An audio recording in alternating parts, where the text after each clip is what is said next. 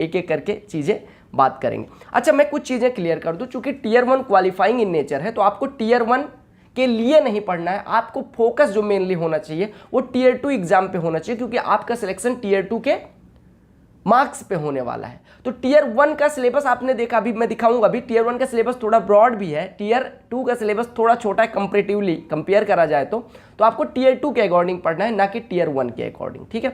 Descriptive, कुछ लोग कह रहे थे डिस्क्रिप्टिव के लिए परेशान रहते थे क्योंकि मेंस के साथ ही डिस्क्रिप्टिव डाल दिया जाता था, वो खत्म हो गया, तो वो टाइम आप सेव करके जीएस को दे सकते हैं, ठीक है। जीएस को वेटेज, जीएस को इज्जत देनी पड़ेगी, आपके रीजनिंग को इज्जत देनी पड़ेगी, इंग्लिश को इज्जत देनी पड़ेगी, मैथमेटिक्स कोई भी सेक्शन अब आप छोड़ के नहीं जा सकते। पहले ऐसा होता था हम छोड़ भी देते थे, अब नहीं छोड़ सकते, ठीक है। तो मैं सीधे ले चल रहा हूँ आपको स्क्रीन पे, वहाँ सिलेबस की बात करेंगे और सारी चीज़ों पे डिटेल में चर्चा करेंगे, ठीक है। फिर बुक्स पे भी आएंगे। टीयर 2 ओरिएंटेड तैयारी करनी है, फिर भी टीयर 1 का सिलेबस देखना तो जरूरी है, क्योंकि आप टीयर 1 पास करेंगे तभी टीयर 2 पे जाएंगे। हालांकि टीयर 1 की कट ऑफ कम रहेगी, क्योंकि 20,000 वैकेंसीज है, लगभग 2 लाख के अराउंड आपके लोग सेलेक्ट होंगे मेंस के लिए, ठीक है। तो कट ऑफ कुछ 110-120 के अराउंड लगेगी अनरिजर्व की मैक्सिमम, इससे ज़्यादा नहीं लगने वाली। फिर भी आप प्री का सिलेबस अगर देखें तो प्री के सिलेबस में कोई चेंज आपको देखने को नहीं मिलेगा। अगर हम रीजनिंग की बात करें तो देखो सीधे लिख दिया गया है, it would include questions of verbal and non verbal type, same चीज़ें हैं, कुछ सीटिंग अरेंजमेंट कहीं पे डाला नहीं है इन्होंने। यहाँ पे देखो, अगर हम देखें थोड़ा सा सिलेबस, इन्होंने लिखा non verbal reasoning, coding, decoding, state conclusion, syllogistic reasoning, semantic analogy वगैरह है, symbolic number analogy, figure analogy, ठीक है, figural semantic series, number series, figural series, figure वाला figural series, problem solving, word building, यानी coding decoding. यहाँ पे ऐसा कुछ नहीं है कि बैंक वाला कुछ कॉन्सेप्ट नहीं डाला, इन्होंने वही चीज़ें डाली जो एसएससी में पहले से थी, ठीक है। ये रीजनिंग के सिलेबस की अगर हम बात करें टीयर 1 के लिए, अभी हम मेंस पे जब पहुंचेंगे तो डिटेल में जाएंगे, ठीक है। ऐसे अवेयरनेस की बात करें तो question in this component will be aimed at testing the, ठीक है, जनरल अवेयरनेस। इसमें इन्होंने देखो सीधे लिखा गया, test will also include current events, मतलब करंट अफेयर की बात कर रहे हैं, साइंटिफिक एस्पेक्ट में क्या करंट में चल रही हैं चीज़ें, और relating to India and its neighbouring countries, यानी कि आसपास की चीज़ें भी, और history, culture, geography, economic, general policy, scientific research, यानी कि ओवरऑल प्री का सिलेबस जीके का वही रखा जो पहले था, ठीक है। क्वांट में इन्होंने सीधे लिख दिया कि दिस क्वेश्चंस, ठीक है, एबिलिटी चेक करेंगे। इसमें सिलेबस की अगर हम बात करें, होल नंबर्स यानी number system, decimals, fractions, percentage, ratio, proportion, square roots, averages, interest, profit and loss, discount, partnership, business, mixture alligation, time, speed and distance, time and work, basic algebraic identities, ठीक है, algebra आपका डाल दिया। यहाँ पे जो इन्होंने नया ऐड करा है वो लिखा है ग्राफ्स ऑफ लीनियर इक्वेशंस, यानी कि लीनियर इक्वेशन का ग्राफ, ये मैं खुद कराऊंगा, टेंशन ना लेना है आपको, ठीक है। रीजनिंग में कोशिश करूंगा रीजनिंग भी करवाऊँ, ठीक है। बाकी मैथमेटिक्स तो 100% श्योरिटी के साथ। ये जो ग्राफ्स ऑफ लीनियर इक्वेशंस है, इसके लिए कोर्स नहीं लेना, मैं डिटेल में करवा दूंगा, ये हमने पढ़ी हैं चीज़ें, काफ़ी डिटेल में मैंने पढ़ी।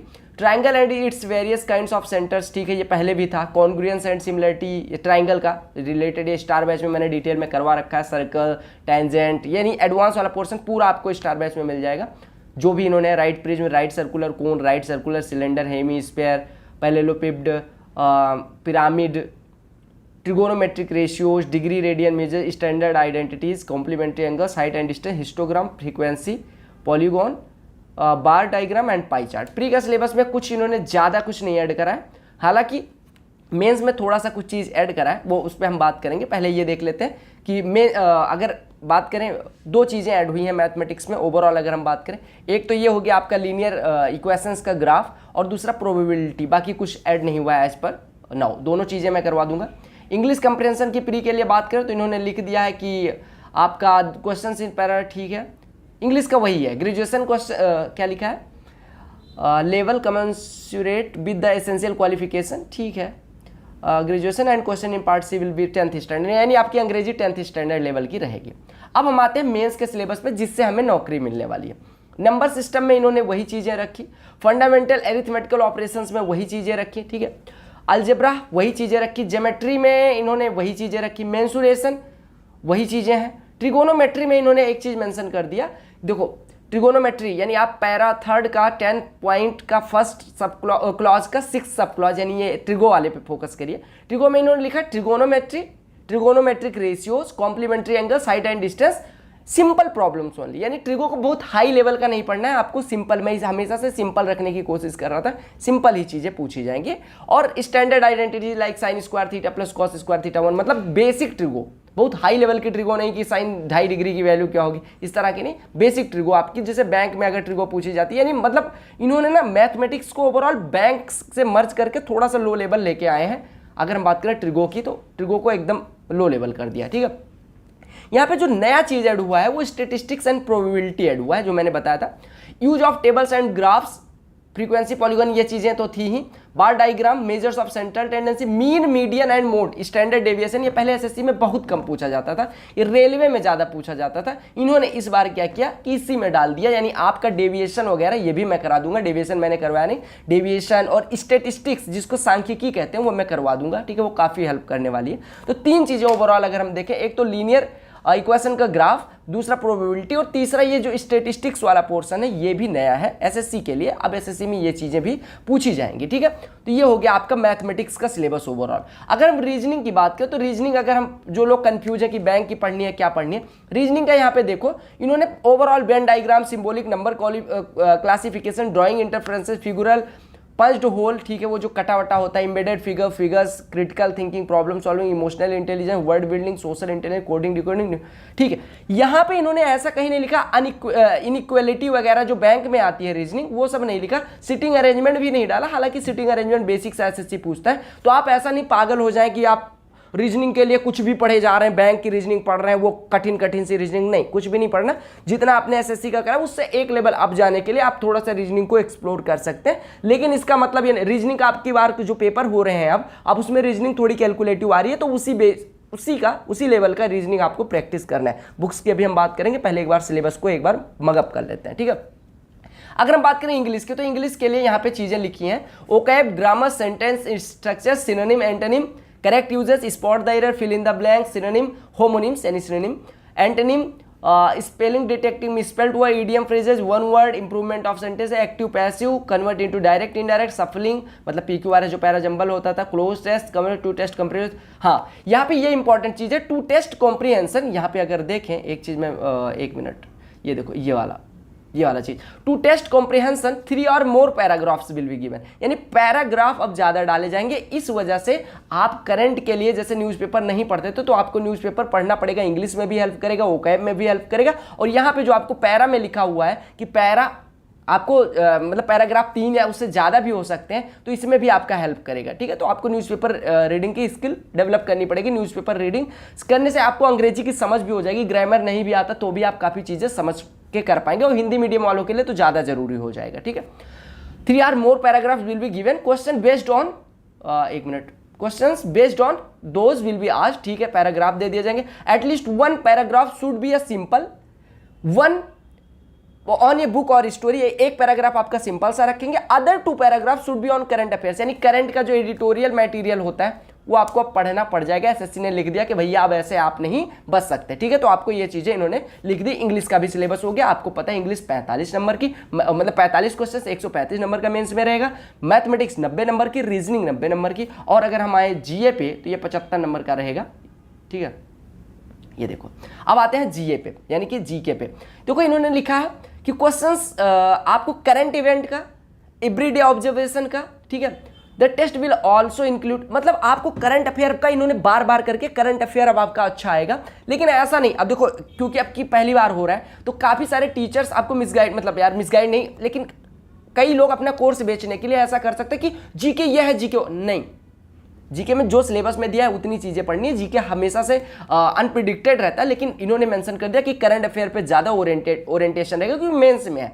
और यहाँ पे इन्होंने चीजें लिखी कि जैसे अभी तक हम क्या करते थे, केवल लूसेंट पढ़ लेते थे, लेकिन अभी थोड़ा सा आपको ज्यादा पढ़ना पड़ेगा, उस पर भी हम बात करेंगे। पहले हम देख लेते हैं इन्होंने क्या लिखा। Test will also include questions relating to India and its neighbouring countries, especially pertaining to history, यानी हिस्ट्री आपको अच्छे से करना है, जियोग्राफी, इकोनॉमिक यानी इकोनॉमिक्स अच्छे से करना है, general policy, polity, scientific research, यानी आपको पॉलिटी का दे नहीं रहे हैं सिलेबस, लेकिन पॉलिटी आपके सिलेबस में है, ठीक है, टेंशन नहीं लेना।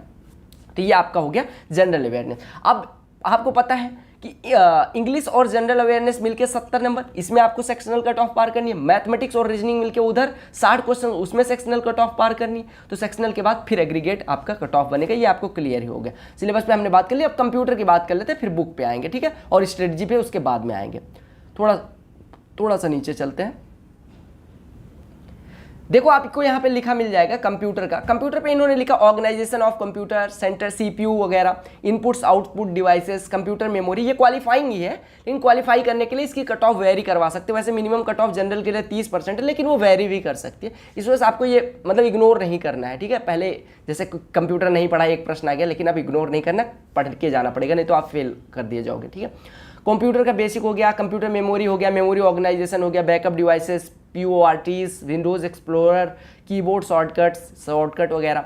ये आपकी काफ़ी ऑफिस में जाओगे, जब वर्किंग रहोगे तो भी हेल्प करेगा। सॉफ्टवेयर में विंडोज ऑपरेटिंग सिस्टम्स क्या होता है, Microsoft Office, MS Word, Excel, PowerPoint, इस सब पे। ये आपका जो Tier 4 में होता था उसका भी एग्जाम लेंगे, ठीक है। Working with internet, web browsing, searching कैसे होते हैं, डाउनलोडिंग एंड अपलोडिंग, बेसिक सा मतलब बेसिक चीज़ें जो है कंप्यूटर की वो पूछी गई। मैनेजिंग एंड ईमेल अकाउंट कैसे मैनेज करते हैं, ठीक है।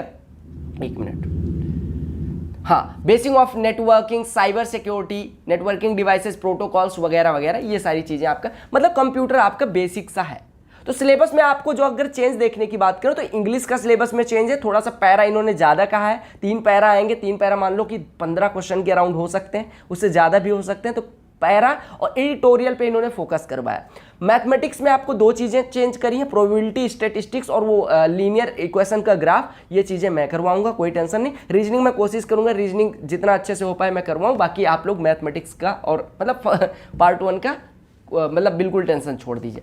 अब हम आ जाते हैं कि इतना कुछ करने के बाद जो स्ट्रेटजी है, मैंने आपको ये बता दिया, कुछ चीज़ें मैंने नोट कर दी, ये चीज़ें कवर हो गई। Tier 1 ओरिएंटेड तैयारी नहीं करनी, अब आपको Tier 2 ओरिएंटेड करनी, क्योंकि Tier 1 only qualifying in nature है। 110 से 120 कट ऑफ रहेगी, तो उसको मतलब आप मेंस के लिए पढ़ें। क्योंकि पहले क्या होता था कि केवल मैथ्स इंग्लिश मेंस के लिए पढ़नी होती थी, तो 2 ही सेक्शन को टाइम देना था। अब चारों सेक्शन को टाइम देना, और 390 में जिनका मैथ्स इंग्लिश तैयार है, यहां से स्ट्रेटजी बाइफर्केट करूंगा 2 पार्ट में। एक होगा जो पहले से तैयारी कर रहे हैं, यानी कि जो 1, 2, 3 साल से तैयारी कर रहे हैं, उनके लिए मैथ्स इंग्लिश उन्होंने अच्छे से पढ़ ली है। अब वो क्या काम करें, मैथ्स को ज़्यादा पढ़ना नहीं, रिवीजन करना है। मैथ्स इंग्लिश में जो चीज़ें पढ़ी है रिवीजन करना है, रीजनिंग में जो चीज़ें पढ़ी है रिवीजन करना है। जो नई चीज़ है मेंस के लिए आपके, वो जीके है, और जीके आपका 90 नंबर कितने 75 नंबर का है। ये आप ध्यान से समझिएगा कि भैया तुक्के लगा नहीं सकते। मेंस में आपको पता है निगेटिव मार्किंग 1 मार्क की हो गई, तो आप तुक्के जो पहले लगा देते थे 1/4 मार्क की निगेटिव होती थी, अब 1 मार्क्स के, तो तुक्के नहीं लगाने, यानी कि जीके पे आपको पूरा फोकस शिफ्ट करना पड़ेगा। तो जो लोग वेटरन्स हैं, यानी जिन्होंने ऑलरेडी तैयारी अच्छे से कर ली है, वो अभी से जीके को ज़्यादा टाइम देने लग जाए। ज़्यादा ये नहीं पूरा टाइम जीके ही पढ़ रहे हो, क्योंकि बाकी चीज़ें भी है, वो रिवीजन भी करनी है, पढ़नी भी है। कुछ चीज़ें हो सकता है मैथमेटिक्स में जैसे कुछ टॉपिक नए हैं इंग्लिश में, वो सारी चीज़ें आपको रिवाइज करते हुए पढ़ते रहनी। साथ में आपको जीके पे अगर 2 घंटे देते तो 3 से 3.5 घंटे देने पड़ेंगे, और थोड़ा सा पहली बार हो रहा है तो आपको ज़्यादा फोकस करना पड़ जाएगा जीके पे। अगर हम फ्रेशर्स की बात करें, अब हम आ जाते हैं फ्रेशर्स पे। फ्रेशर्स आपको पता है 4 चीज़ें पढ़नी है, वो आपको मेंस के ओरिएंटेड पढ़नी है, मैथमेटिक्स, इंग्लिश, रीजनिंग और जीके। अगर हम मैथमेटिक्स की बात करें, लोग पूछ रहे हैं कि क्या लेवल इसका डिप हो जाएगा, क्या नहीं। 2 चीज़ें नई जुड़ी हैं, ठीक है। क्वेश्चंस उससे भी पूछे जाएंगे। जो क्वेश्चन है आपके, मैं अगर लेवल की बात करूँ तो आपका प्री जो CGL के थोड़े टफ वाले प्री हुए हैं, उस प्री लेवल का या मेंस लेवल का। कुछ लोग ये डरे हुए हैं, कमेंट मैंने देखे जब मैंने पूछा था कि आप डाउट अपने पूछ सकते हो, कह रहे थे कि भैया ऐसा तो नहीं 30 प्रश्न आएंगे तो अब मैथमेटिक्स प्रीवियस ईयर वाला जमाना गया। कॉन्सेप्ट वही है, सिलेबस वही है, क्वेश्चंस उसी तरीके से आएंगे। कैट, अब कुछ लोग कोर्स बेचने के लिए फिर बताएंगे कि मैथमेटिक्स अब कैट लेवल का हो गया, मैथमेटिक्स का वजूद थोड़ा कम हुआ है, रौला कम हुआ है, रोल कम हुआ है। इसका मतलब टीचर तो पीछे हटेंगे नहीं, वो कोर्स बेचने के लिए आपको नई नई तरीके, क्योंकि भैया ये सिलेबस तो उतना ही है, करना तो उतना ही है, कैट लेवल का आपको पढ़ना पड़े नहीं। कैट लेवल का ना पहले जरूरत थी ना अब जरूरत है आपको। मैथमेटिक्स में इन्होंने बेसिक मैथमेटिक्स थोड़ा सा कमजोर करा है इन्होंने। मैथमेटिक्स क्योंकि बैंक वालों को उतना ज़्यादा डिटेल में नहीं जाना होता, तो इस बार आपके लिए इन्होंने मैथमेटिक्स को थोड़ा कम किया। मैथमेटिक्स को छोड़ना नहीं है, लेकिन मैथमेटिक्स में ये नहीं कैट लेवल करने लग जाओ। प्रीवियस ईयर आज भी वर्किंग है, आदिकाल तक जब तक SSC रहेगा तब तक वो काफ़ी आपके लिए हेल्पफुल रहेगा, ठीक है। मैथमेटिक्स के लिए हालांकि मैं कहूंगा कि आपको जो ये 2 नए टॉपिक हैं, इसके लिए बुक्स मार्केट में अवेलेबल हैं। अगर जैसे कि तो ठीक है, अगर नहीं भी अवेलेबल है तो मैं कोशिश करूंगा इनको डिटेल में दोनों टॉपिक को अच्छे से खत्म करूं, कोई टेंशन नहीं लेना है। बाकी मैथमेटिक्स की बुक की बात करूं तो अब पुरानी बुक्स जिसमें कैट लेवल के क्वेश्चंस होते थे, ये सारी चीज़ें ये सब हटा देनी है, कुछ भी नहीं करना भाई इनमें से। आप टाइम किल करोगे। आपको उठाना है जो प्रीवियस ईयर, ये 19-20 के जो प्रीवियस ईयर हैं, 19-20-21 के प्रीवियस ईयर का मैथमेटिक्स करके ही जाना है। वो करोगे, उससे आपका जितना मतलब लिमिटेड टाइम में मैथमेटिक्स को, अब इतना नहीं कि पूरा टाइम उसी को दे रहे हो, आपको 25% टू 30% से ज़्यादा टाइम नहीं देना है। और जिनका मैथमेटिक्स वीक है उनको थोड़ा सा टाइम ज़्यादा देना पड़ेगा मैथमेटिक्स को, बाकी ओवरऑल ठीक है। तो आपको प्रीवियस ईयर ओरिएंटेड जो बुक थी वो लेनी है। और थोड़ा सा एक काम कर सकते हैं कि डेविएशन वगैरह के लिए रेलवे के जो क्वेश्चंस पूछे गए हैं या फिर स्टेटिस्टिक्स के आप कहीं से सर्च कर लेंगे गूगल पे, तो भी PDF आपको मिल जाएगा। मैं कोशिश करूंगा मैं प्रोवाइड करा दूं। तो मैथमेटिक्स का आपका कैट वाली बुक को हटा देना है सारी चीज़ों को। लीनियर इक्वेशंस के लिए NCERT में आपको मिल जाएगा, लेकिन आप पूरी NCERT नहीं पढ़ना। लीनियर इक्वेशंस एंड ग्राफ्स आपको 8, 9, 10 के NCERT में कहीं मिल जाएगा। तो NCERT से वो चैप्टर अगर आप खुद करना चाहें तो कर सकते हैं, ठीक है। मैथमेटिक्स हो गया प्रीवियस ईयर 19, 20 और 21। और इसके बाद में आपका ये जो नए टॉपिक्स ऐड हुए हैं, प्रोबेबिलिटी भी 9th या 10th में आपको मिल जाएगा। तो प्रोबेबिलिटी भी उस NCERT से कर सकते हैं। हालांकि मेरी जिम्मेदारी है, मैं इन दोनों टॉपिक्स को करवा दूंगा, ठीक है। मैथमेटिक्स हो गया।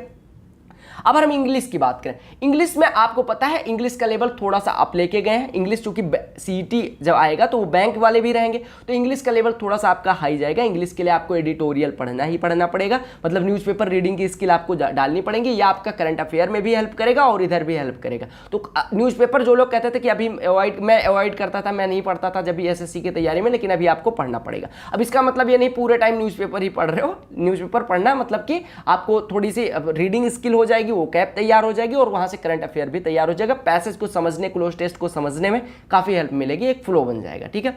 इंग्लिश के लिए बुक्स वही सेम रखनी है, नीतू सिंह मैम की वॉल्यूम 1, ठीक है, जो आपको पता ही होगा। वोकैब के लिए ब्लैक बुक और प्रीवियस ईयर के जो और न्यूज़पेपर से जो अच्छे वर्ड मिले होंगे वो भी डाल लेने, क्योंकि बैंक में ऐसे प्रीवियस ईयर वो कम फोकस करते हैं। जब बैंक की बात करें इंग्लिश की, तो वो मतलब कट ऑफ बहुत हाई नहीं रहेगी, क्योंकि पहली बार हो रहा है। तो आपके लिए चांसेस बहुत ज़्यादा है। जब पहली बार कोई चीज़ होती है तो उसमें चांसेस ज़्यादा होते हैं। आगे धीरे धीरे SSC लेवल भी अप ले जाएगी, लेकिन अभी आपके लिए 20,000 प्लस वैकेंसीज है। तो आप कोशिश करें कि इंग्लिश को अच्छे से करें, ठीक है। इंग्लिश के 135 नंबर का 390 में इंग्लिश भी है, ठीक है। अब ये नहीं पूरा टाइम इंग्लिश को देना, लेकिन वेटेज के हिसाब से टाइम ज़्यादा देना पड़ेगा इंग्लिश को। बीइंग अ मैथमेटिक्स टीचर मैं ये नहीं कह सकता मैथमेटिक्स पढ़ो, मेरा कोर्स खरीदो। मैं कोर्स तो ऐसे भी नहीं पढ़ाता, ठीक है। बस यहीं पर जो है, तो इंग्लिश के लिए मैंने बता दिया जो बुक है और न्यूज़पेपर के वो कैप और टेस्ट वगैरह जो अभी आएंगे, जब नए तरीके के जो टेस्ट आएंगे वो बाद में आ जाएंगे, उस टाइप का मैं कोशिश करूंगा कि आपको इस पैटर्न पे एक मेंस का पेपर प्रोवाइड किया जाए, ठीक है। अच्छा, एक चीज़ और बता दूं आपको, मैंने पहले भी बताया कि 1 घंटे में मैथमेटिक्स और रीजनिंग करना रहेगा, 1 घंटे में इंग्लिश और GK करना रहेगा, 15 मिनट में आपका कंप्यूटर वाला और 15 मिनट में टाइपिंग करनी रहेगी। उस पर भी बात करेंगे। टाइपिंग पे भी, टाइपिंग आपका नॉर्मल प्रैक्टिस 26-27 वर्ड पर मिनट होता है, वो आप नॉर्मल प्रैक्टिस करके कंप्यूटर पर कर सकते हैं, ठीक है। तो उसके लिए कुछ नहीं, कंप्यूटर के लिए भी बुक की बात करेंगे। रीजनिंग के लिए अगर हम बात करें तो रीजनिंग के लिए जो प्रीवियस अभी आपने देखा होगा धीरे धीरे SSC रीजनिंग का लेवल अप ले जा रही थी, अगर आपने देखा हो तो उन प्रीवियस ईयर पेपर्स को अच्छे से देखें और उसके रिगार्ड आप मार्केट में जाए तो अगर आप 2-4 पेपर करके जाएंगे तो आपको कोई बुक पलट के पता चल जाएगा कि भैया हाँ ये बुक इंपॉर्टेंट है, ये बुक अच्छी है। इसके लिए अरिहंत की भी किताब आती है रीजनिंग के लिए, प्रीवियस ईयर की जो कंपाइल करा हो जिसने भी, वो किताब किसी की भी हो सकती है जिसमें एरर फ्री हो, कम एरर हो, मतलब टाइपिंग मिस्टेक कम हो, वो किताब आप ले सकते हैं रीजनिंग के लिए। और प्रीवियस ईयर पेपर्स जो रिसेंट हुए हैं 21 और 20 के एग्जाम जहां पे रीजनिंग का लेवल आप लेके गए वही करना है। रीजनिंग बहुत पुराना नहीं करना है। और रीजनिंग के जो बैंक के टीचर्स हैं उनसे थोड़ा सा कोशिश करें वो रीजनिंग जैसे पढ़ाते हैं, थोड़ा सा बैंक वाली रीजनिंग नहीं पढ़नी, लेकिन रीजनिंग को SSC से एक लेवल अब तक पढ़ना ही पड़ेगा, क्योंकि रीजनिंग मेंस में है। समझ आ गया? मतलब रीजनिंग कैट की नहीं पढ़नी, बैंक की नहीं पढ़नी, रीजनिंग आपको थोड़ा सा SSC से आप, यानी जो अब रिसेंट वाली रीजनिंग का लेवल था उस लेवल की रीजनिंग आपको पढ़नी है। क्लियर हो गया? रीजनिंग की बात हो गई। अब हम बात कर लेते हैं GK और GS की। GK और GS में जैसे पहले था कि केवल लूसेंट पढ़ सकते थे और करंट अफेयर कर लेते थे, एक वीडियो देख लेते थे उसकी और लूसेंट पढ़ लेते थे, हो जाता था, 20 से 25-30 नंबर आ ही जाते थे। अब क्या काम करना है, GK की जो स्ट्रेटजी मैंने बताई थी, एक चैनल पे स्ट्रेटजी पढ़ी, तब लोग कह भी रहे थे कि भैया इतना 1.5-2 लाख लोगों ने वो देखा है, लोग कह रहे थे कि मुझे PhD थोड़ी करनी। GK हमेशा से गेम चेंजर है और अब तो आपको नौकरी GK ही दिलाएगा, लेकिन इसका मतलब नहीं कि GK को ही पूरा टाइम देना। मैं बार बार कह रहा हूं, इस बात को एम्फेसाइज कर रहा हूं कि GK आपका जरूर इंपॉर्टेंट हुआ है, लेकिन GK में पढ़ना क्या है, बुक्स क्या, रिसोर्सेज क्या रखने हैं। लूसेंट आप पढ़ें, नो डाउट लूसेंट पढ़ें, लेकिन जो इंपॉर्टेंट टॉपिक्स हैं लाइक पॉलिटी हो गया, लाइक आपका हिस्ट्री हो गया, लाइक आपका ज्योग्राफी हो गया, उसके लिए आप थोड़े से रिसोर्सेज ज़्यादा एक्सप्लोर करने पड़ जाएंगे, क्योंकि जीके मेंस में आ रहा है, उसके बेसिस पे नौकरी मिल रही है। तो जीके के क्वेश्चन ये अच्छे रखें, करंट अफेयर को अच्छे से पढ़ना पड़ेगा। अब केवल एक वीडियो देख के काम नहीं चलने वाला, आप किसी टीचर को फॉलो करें, 6 महीने तक रोज 1 घंटे का टाइम करंट अफेयर पे देना ही पड़ेगा आपको। तो अब आपको कुछ लोग कहेंगे कि भैया एक बात बताओ, जब आपने कह दिया कि इनको स्पेशल टाइम देना पड़ेगा, तो इसके लिए हमें क्या करना चाहिए? मैं कहूंगा कि मार्केट में तमाम सारी बुक्स होती हैं, तमाम सारी बुक्स, जैसे मैं बताऊं, अगर आप इंग्लिश मीडियम से हैं या हिंदी मीडियम से, तो दृष्टि की एक किताब, दृष्टि की आती है हिस्ट्री की किताब, इतनी मोटी सी होती है, मतलब जो यूपीएससी का सार, मतलब एनसीईआरटी सार होता है, एनसीईआरटी का समरी होता है, तो वो आप ले सकते हैं, एनसीईआरटी समरीज। फिर से समझिएगा, जीके के लिए हिस्ट्री, पॉलिटी, जियोग्राफी, साइंस की, इन चारों चीजों की आप एनसीईआरटी की समरी एक बुक आती है, वो महेश वर्णवाल साहब ने, जियोग्राफी के अलग अलग लोगों ने एनसीईआरटी समरी नोट कर लेना, मार्केट में जाओगे मिल जाएगी। या फिर दृष्टि की आती है हिस्ट्री की, दृष्टि की आती है ज्योग्राफी की, दृष्टि की आती है पॉलिटी की, मतलब इन 4 टॉपिक्स की, polity, history, science, geography, history, polity, science और ज्योग्राफी की आपको क्या काम करना पड़ेगा? इसको थोड़ा ब्रीफ में अच्छे से पढ़ने के लिए क्या करना पड़ेगा? एनसीईआरटी की जो समरी बुक आती है, एक एक अलग अलग टॉपिक की, जैसे हिस्ट्री की अलग आएगी, आपकी ज्योग्राफी की अलग आएगी, आपकी क्या कहते हैं, पॉलिटी की अलग आएगी, इकोनॉमिक्स के, मतलब ये जो टॉपिक आपको ज़्यादा इंटरेस्ट है उसकी ये पढ़ सकते। अब लक्ष्मीकांत ना पढ़ने लग जाना, इकोनॉमिक्स के लिए रमेश सिंह पढ़े जा रहे हो, यूपीएससी के टीचर्स का बैच ले रहे हो, ऐसा नहीं। वो लोग आपको मिसगाइड करेंगे कि आप तो पढ़ना ही पड़ेगा, लेकिन ऐसा नहीं है। आप बुक्स समझ गए ना, आपको एनसीईआरटी का समरी पूरा अगर आप 6th 7th 8th की एनसीईआरटी कर सकते हो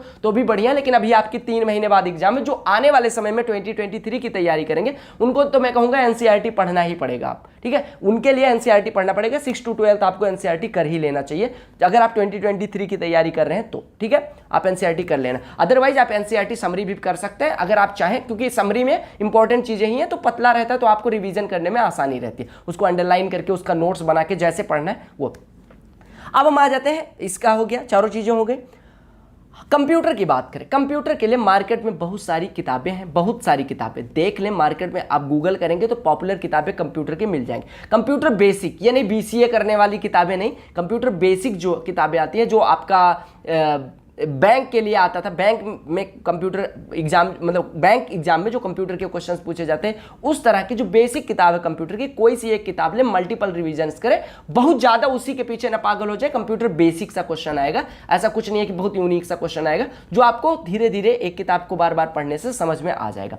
बुक्स की मैं एक बार फिर से कर दूं, मैथमेटिक्स के लिए आपको क्या काम करना है, 19, 20, 21 वाली जो प्रीवियस ईयर पेपर की बुक है वो, और कोई ऐसी बुक जो आपको टॉपिक वाइज, जैसे लूसेंट की आती है, या ऐसी किताबें जो हैं, या फिर जो मिक्स किताबें हैं, मतलब ऐसा नहीं कि जो कैट लेवल का करवाते थे वैसा कुछ नहीं लेना है।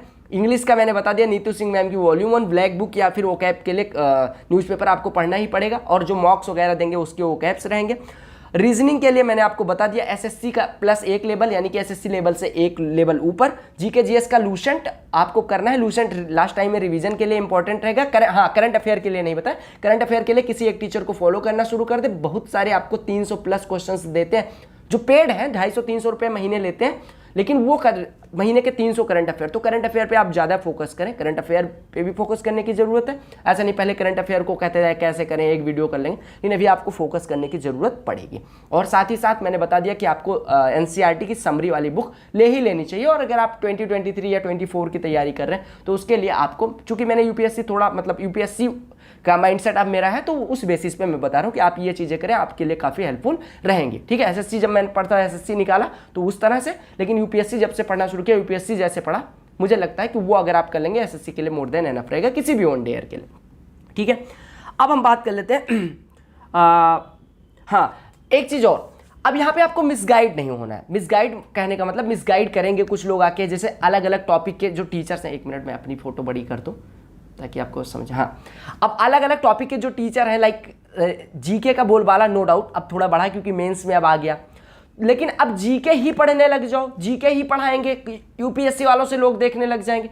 आप क्या काम करें, आप ऐसा भी कर सकते हैं कि आपको जैसे पॉलिटी में इंटरेस्ट है तो किसी टीचर ने करवाया, यूट्यूब पे बहुत सारे टीचर्स हैं, या फिर आप जहां भी जिस भी प्लेटफॉर्म पे पढ़ रहे हैं वहां पे जीके का एसएससी का ही फाउंडेशन बैच कई जगह चलता है एसएससी के लिए। अब वो बैचेज आएंगे, वो काफ़ी इंपॉर्टेंट भी रहेंगे, वो अगर लेना चाहे तो ले सकते हैं। मैं मुझे देना होता मैं कोशिश करूंगा कि मैं एक बार परीक्षा ये सीजल 2022 भर के एटलीस्ट मैं एक बार देख लूँ कि क्या पैटर्न रहता है, जॉब लेने के लिए नहीं, मतलब बस ये मेंस का पैटर्न देखने के लिए। उसके बाद पोस्ट प्रिपरेशन मैं नहीं भरूंगा, लेकिन हाँ मेंस एक बार मैं सोचूंगा कि भर दूँ, क्योंकि इससे मुझे भी आइडिया लग जाएगा कि आगे आपको गाइड कैसे करना है, ये सारी चीज़ें। ठीक है, मिसगाइड करने वाली जो मैं बात कर रहा था कि मैथमेटिक्स को अब आपको कैट लेवल का नहीं पढ़ना, मैं हमेशा से मना करता आया था।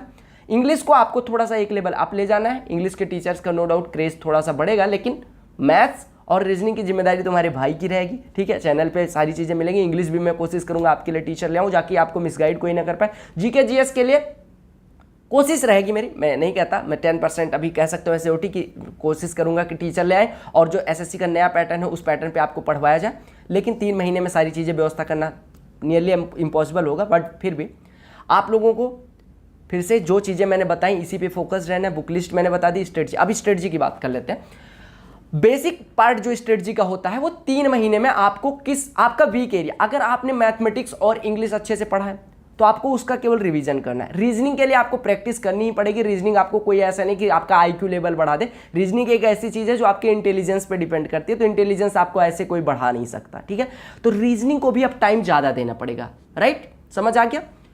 मेंस ओरिएंटेड तैयारी करनी है आपके पास। जो ये 3 महीने हैं इसमें आपको मेंस वाला चीज़ें पढ़नी है। कंप्यूटर छोड़ सकते हो अभी, कंप्यूटर का तब पढ़ लेना, लेकिन अभी आपको क्या काम करना है, रीजनिंग, जीके को अभी से पढ़ना शुरू कर दे, तो ये जो 3 महीने और जो 2-3 महीने उधर मिलेगा उसमें जीके आपका अच्छे से हो जाएगा। 5-6 महीने में यूपीएससी लेवल का भी अगर वो पूछेंगे तो भी आपसे हो जाएगा। ठीक है, एसएससी, चूंकि एसएससी है, यूपीएससी का वो लिखने वाला तो है नहीं, ऑब्जेक्टिव क्वेश्चन, ऑब्जेक्टिव 5 महीने में लोग यूपीएससी का प्री निकाल लेते हैं पढ़ के, तो ये तो एसएससी है। ठीक है, समझ आ गया।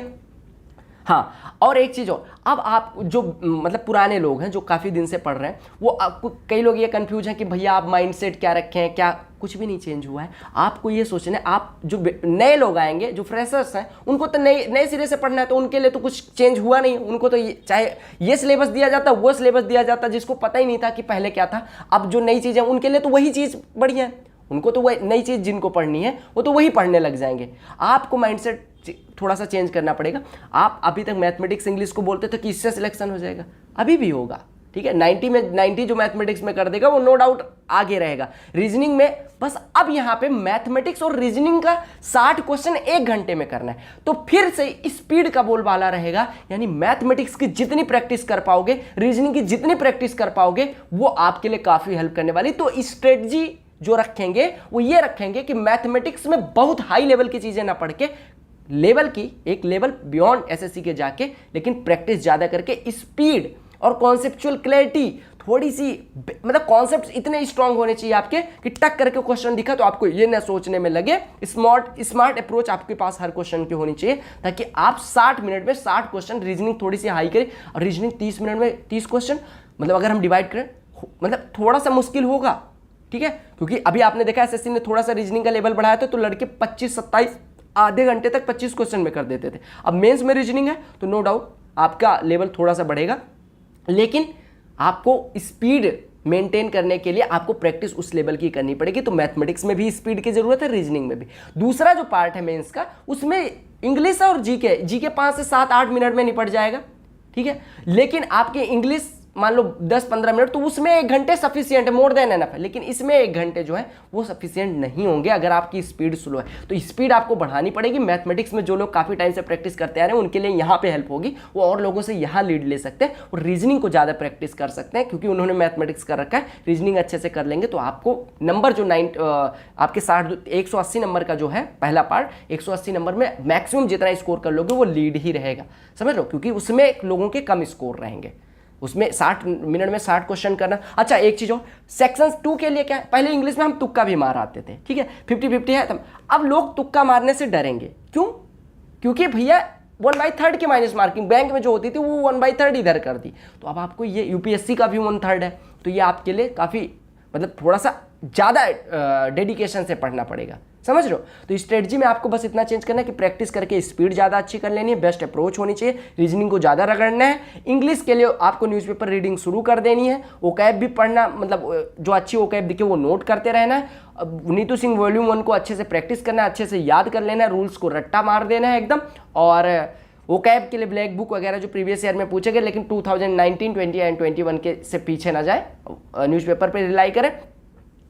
जीके जीएस के लिए करंट अफेयर को अच्छे से पढ़ें। पॉइंटर्स जो मैंने बताया कि मतलब पॉइंटर्स में जो मैंने बताया कि एनसीईआरटी का समरी, एनसीईआरटी अगर आप करना चाहें तो कर सकते हैं, 3 महीने इधर एनसीईआरटी हो सकती है, ठीक है। अगर आप 6, 7, 8, 9, 10, 11, 12 छोड़ना भी चाहें तो 9, 10 तक आप कर सकते हैं, 3 महीने इधर 3 महीने उधर में कर सकते हैं। हालांकि मैं कहूँगा एनसीईआरटी समरी ज़्यादा अच्छा रहेगा, ठीक है। अगर आप किसी पर्टिकुलर टॉपिक में ज़्यादा इंटरेस्टेड हैं तो उसकी एनसीईआरटी करें, ठीक है। अदरवाइज आपके पास इतना टाइम नहीं है कि आप मतलब पूरा, अगर आपको लगता है कि और चीज़ों पे आपको ज़्यादा ध्यान देना, आपके पास टाइम की कमी है, तो एनसीईआरटी ना जाके एनसीईआरटी समरी ही बेटर होगा, ठीक है।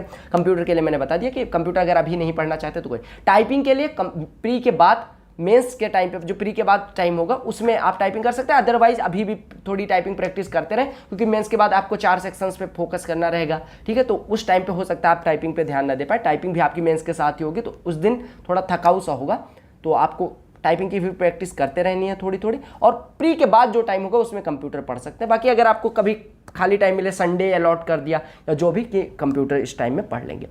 आई होप मैंने सारी चीज़ें आपकी कवर कर दी हैं। सारी चीज़ें कवर करने के बाद अगर आपको लगता है अभी भी आपका कोई डाउट है तो कमेंट सेक्शन में जरूर पूछें। चैनल को सब्सक्राइब और शेयर करना ना भूलें, क्योंकि चैनल पे मैं कोशिश करूंगा कि एसएससी के लिए बेस्ट कंटेंट, जैसे मैथमेटिक्स का अभी तक मैं प्रोवाइड करता था, रीजनिंग के लिए भी आपको, इंग्लिश के लिए भी और जीके के लिए भी आपको सबसे बेस्ट कंटेंट, और मिसगाइड आप ना हो पाए, इसके लिए कुछ ना कुछ किया जाए, ठीक है। तो मिलते हैं, टेलीग्राम चैनल ज्वाइन कर लेना। मैं जल्दी से जल्दी कोशिश करूंगा कि आपके मेंस पैटर्न का एक पेपर आपको सेट करके दिया जाए, ये टाइमर लगा के कि इसको 1 घंटे में, इसको 30, मतलब 1 घंटे में, इसको 15 मिनट में, इसको 15 मिनट में करना है, ताकि आपको एक आइडिया लग जाए, रफ आइडिया लग जाए कि इस तरह से आपका पेपर होने वाला है।